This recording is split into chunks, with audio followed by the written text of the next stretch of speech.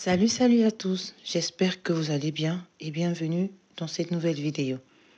Aujourd'hui, nous allons assaisonner notre agneau au four. Alors, si cette vidéo t'intéresse, n'oublie pas de liker, de partager, de laisser un gentil commentaire et surtout, active la cloche de notification afin de ne rater aucune de mes nouvelles vidéos. Là, l'agneau était déjà cuit. On l'a découpé pour le garder parce que c'était vraiment très gros. Là, on passe aux ingrédients. J'ai besoin de poireaux, de céleri, un gros oignon. J'ai pris les ciboulettes, les parties vertes de deux poireaux, une branche de céleri, un gros oignon et une gousse d'ail. Par la suite, j'ai pris le pépé, le ginger et un peu de rondelle. Une demi-cuillère à café.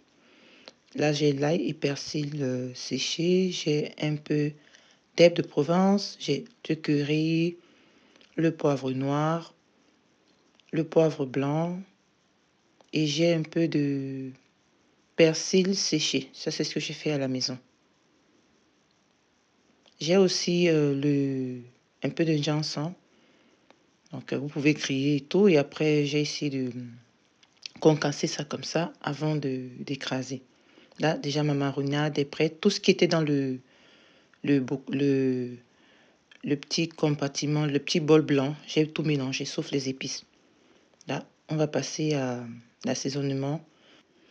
Si vous n'avez pas le poivre noir et le poivre blanc en grains, vous pouvez toujours faire comme moi. Si vous avez ça en bouteille cassable, comme moi, vous pouvez faire de cette façon. Sinon, si vous avez ça en grains, vous pouvez mettre directement avec le ginseng. On mélange bien. Et je mets de l'huile. Là, j'ai utilisé l'huile d'olive. Vous pouvez utiliser l'huile de votre choix. L'huile de tournesol et ainsi de suite. Mélangez et vérifiez aussi le goût. Pour ceux qui utilisent le cube, vous pouvez mettre votre petit cube à l'intérieur. Et là, au moins, ça vous permet de savoir si votre marinade va être salée, par exemple.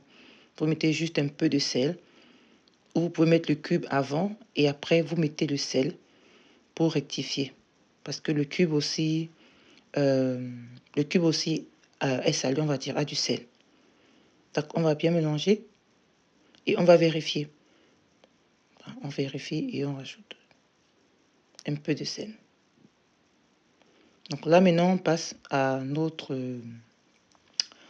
viande. Donc là, je vais faire des entailles assez profondes. Là, j'ai pris un couteau vraiment qui a le bout effilé, qui est effilé. Ça me permet de bien entailler en gigot. Voilà. On va faire des entailles bien profondes.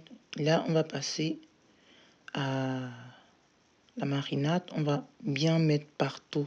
On va mettre dans les entailles qu'on a fait. On va mettre partout. On va insister pour que ça puisse avoir le temps d'entrer dans la chair, on va dire comme ça. J'ai aussi fait une marinade simple, sans condiments verts.